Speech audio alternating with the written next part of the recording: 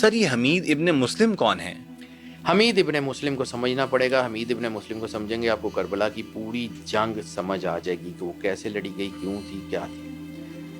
حمید ابن مسلم یزید کا سپائے کا جو محکمہ ہے، ایجنسیوں کا محکمہ ہے، جس کی بنیاد ولید نے رکھی تھی، اس کا وہ جاسوس تھا. اور یزید نے اس کو ابن زیاد کی جاسوسی کے لیے بھیجا تھا. ابن زیاد کو سمجھنا پڑے گا، یہ دو بھائی ہیں، عباد اللہ ابن زیاد اور عبید اللہ ابن زیاد. عبید اللہ ابن زیاد جو کوفے کا جو ہے وہ گورنر بنا، جو بصرے کا حاکم تھا، اس کو وہاں سے کوفے کی حکومت بھی دی گئی. ٹھیک ہے. عبید اللہ ابن زیاد کا باپ ہے زیاد. زیاد حضرت معاویہ کا وزیر اعظم رہا. اور یہ زیاد جو ہے، اس کے دو بیٹے ہیں. اس میں عباد اللہ ابن زیاد یزید کا جو ہے وہ وزیر اعظم ہے. اور یہ جو عبید اللہ ابن زیاد ہے، یزید کا ناپسندیدہ آدمی ہے. یزید اس کو پسند نہیں کرتا. وہ یہ کہتے ہیں کہ یہ جو ہے وہ بہت زیادہ یزید کے احکامات کو بھی نہیں مانتا تھا، اور بہت زیادہ جو ہے وہ غلط آدمی تھا. یعنی یزید جیسا بدکار آدمی بھی اس کو برا سمجھتا تھا، تو یہ کتنا کا برا ہوگا. ٹھیک ہے.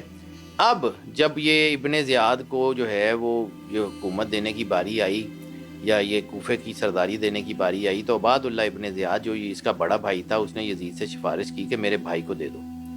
تو یزید نے کہا کہ یہ بندہ تو میں اس کو اس قابل نہیں سمجھتا کہ یہ اتنی بڑی مہم جو ہے وہ سر کر لے اور مولا امام حسین کو شہید کر لے. تو اس نے اپنے بھائی کو بلایا. اس نے کہا یہ آخری موقع ہے، اگر تم یہ کر لو گے تو تمہیں جو ہے یہ حکومت مل جائے گی، ورنہ سمجھ لو کہ بصرے کی حکومت بھی تمہارے ہاتھ سے گئی. کو یزید کو تم پسند نہیں ہو. یزید نے اس کے بھائی کے کہنے پہ اس کو بھیج تو دیا، لیکن اس کے ساتھ ایک بندہ لگایا جو سپائی تھا، جس کا کام تھا عبید اللہ ابن زیاد کے اوپر نظر رکھنا. اس نے 500 گھوڑ سواروں کا ایک ساتھ دستہ دیا، اور اسے کہا کہ مجھے ایک منٹ کی رپورٹ چاہیے جو عبید اللہ ابن زیاد کرے.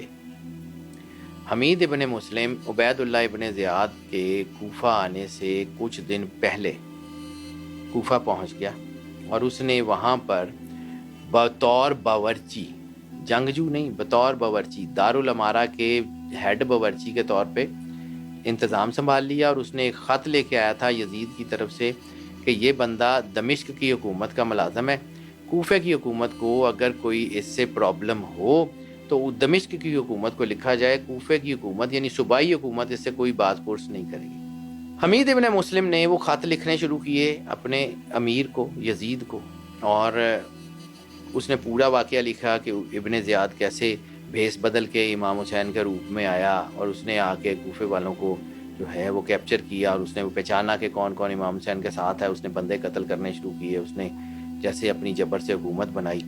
اس نے ایک واقعہ لکھا. یعنی ابن زیاد کے کوفہ آنے سے 2 دن پہلے سے لے کے جس دن شہیدوں کے سر باب السواد میں دمشق کے دروازے پہ پہنچے تب تک جو ہے وہ پوری ڈاکومنٹ ہے. یہ 100 سے زیادہ وہ خط ہیں جو اس نے یزید کو لکھے ہوئے ہیں، ایک رپورٹ. یعنی اس میں اس نے یہ لکھا ہوا ہے کہ فلاں بندے نے حملہ کیا، ہم نے فوجوں کی گنتی کی، اتنی فوجیں تھیں، اور پھر جب ان کی شہادت کے بعد ہم نے گنے تو اتنے بندے ہمارے شہید ہو گئے تھے، اتنے سردار تھے، اتنے فوجی تھے، اتنے فلان تھے. ایک چیز وہ ڈاکومنٹڈ تھی. وہ یزید کو وہ خط پہنچتے رہے. 128 دنوں کی کارگزاری ہے، ہر دن کا ایک خط ہے.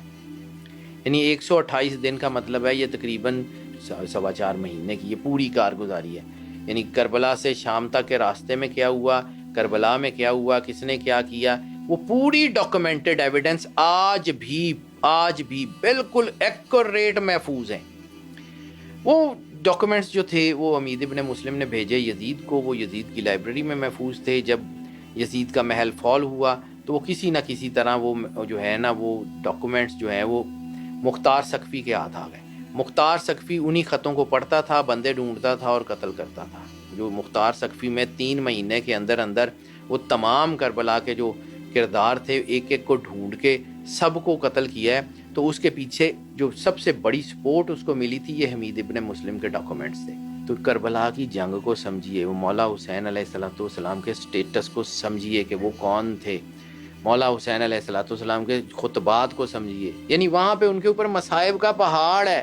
کائنات کی کوئی طاقت اس جگہ کھڑی نہیں ہو سکتی. یعنی کربلا صرف مولا حسین علیہ الصلوۃ والسلام ہی گزر سکتے تھے. ہماری اوقات حیثیت نہیں ہے, ہم اس میں سے گزر چکے ہیں. وہ ایک ایک بندہ ایک ایک یونیورس تھی, ایک ایک بندہ جو مالک نے چن کے اکٹھا کیا تھا, وہ اپنے اپنے کائنات میں یونیک لوگ تھے. ان جیسا کوئی نہیں ہو سکتا, ان جیسا کوئی دوسرا نہیں ہو سکتا.